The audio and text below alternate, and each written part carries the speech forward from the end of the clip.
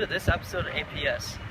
In this episode, we'll be discussing whether or not private prisons should be abolished in the United States. I have my historian here, Steve Shu, to help explain what a private prison is. A private prison is a place in which individuals are physically confined or interned by a third party that is contracted by a governmental agency.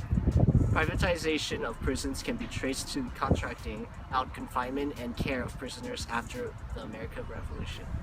The modern private prison business first emerged and established itself publicly in 1984 when the Correction Corporation of America was awarded a contract to take over a facility in Hamilton County, Tennessee. This marked the beginning that any state government in the country had contracted out the complete operation of a jail to a private operator. Since then, CCA has successfully expanded, and so has other profit prison companies. Like what Steve explained earlier, private prisons' business model depends on locking up more and more people. Many debate on the ethics of private prisons and whether or not they should be abolished in the United States. On one side of the debate for private prisons, they should not be banned because they prevent overcrowding in public prisons, and private prisons are more cost efficient, as taxpayers do not pay for these private-owned prisons. A private prison is a solution to overcrowding in public prison. Currently, private-owned prisons constitute 8.4% of overall prison population. If we were to abolish these private prisoners will have to go to the public prisons and cause overcrowding. Private prisons is also very cost-effective. According to studies, privatization of prisoners have saved Mexico $51 million in the year 2001. $51 million is a lot of money. Now, these saved dollars are due to the private prisoners, and they can be used to fund education and healthcare, and other benefits for our society, which brings infinite potential. On the other side, the fundamental purpose of a prison is to correct bad behavior. The profit motive and the fact that private prisons benefit financially from the existence of more criminals sometimes defeats the purpose of correction. The private prison wants more criminals in their cells instead of helping these criminals. They want the prisoners to stay the way they are so they keep coming back. That is why many private prisons contain ethical issues. According to CCA's 2014 annual report, quote, "The demand for our facilities and our service be adversely affected by the relaxation of the enforcement efforts, leniency in conviction or parole standards and sentencing practices, or through the decriminalization of certain activities that one currently prescribed by our criminal law.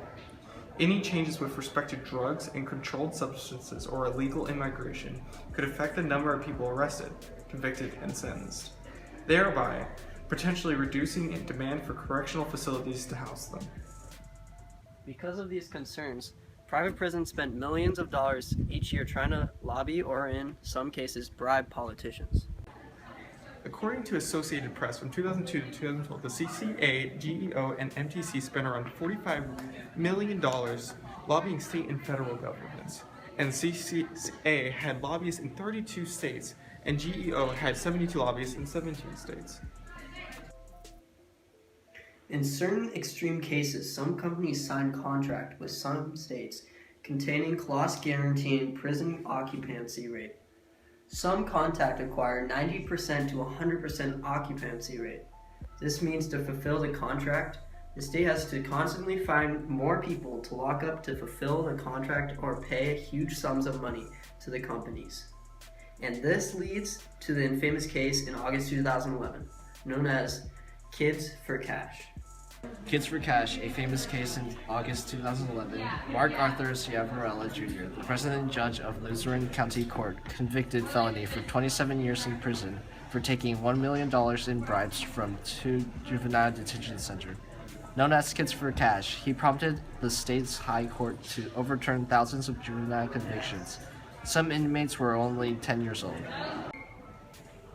Private prisons can be a snake in the grass that can and will ambush welfare of people.